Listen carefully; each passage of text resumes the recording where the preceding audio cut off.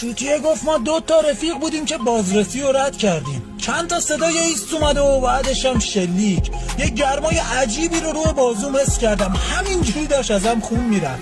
یکم که پلیسا رو جا گذاشتیم دیدم رفیقم زنگ زد، گفت دیدم که به ماشینت شلیک کردن، خودت که طوریت نشد. میگه گفتم رفیق زدنم، چشام داره سیاهی میره. اومد کنارم باستاد، گفت اصلا نترس، الان سریع میبرمت بیمارستان.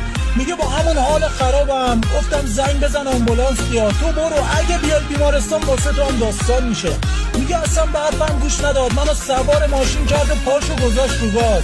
جلو در بیمارستان بودیم که من دیگه بیهوش شدم. برداشت که بهوش اومدم یه دکتر اومد بالا سرم. گفتم شما منو نجات دادید؟ خندید، گفت خیلی ازت خون رفته بود، اگه یکم دیرتر آورده بودنت نه من نه هیچ کس دیگه نمیتونست نجاتت بده. میگه یاد رفیقم افتادم. گفتم اون کسی که منو آورد الان کجاست؟ دکتر گفت پلیسا میخواستن ببرنش، باشون نمیرفت، تو گفتیم حالتو خوب شده راضی شد که بره. خلاصه رفیقم رو برده بودن زندان، منم بردن زندان. یه مدت یادخونک خوردم، بعدشم که آزاد شدم. ولی رفیقم هنوز تو زندانه چون سابقه دار بود. با معرفت خودشو فدای من کرد. میگم رفیق نفس کشیدنم یادم بره، خوبیایی که تو در حقم کردی و یادم نمیره.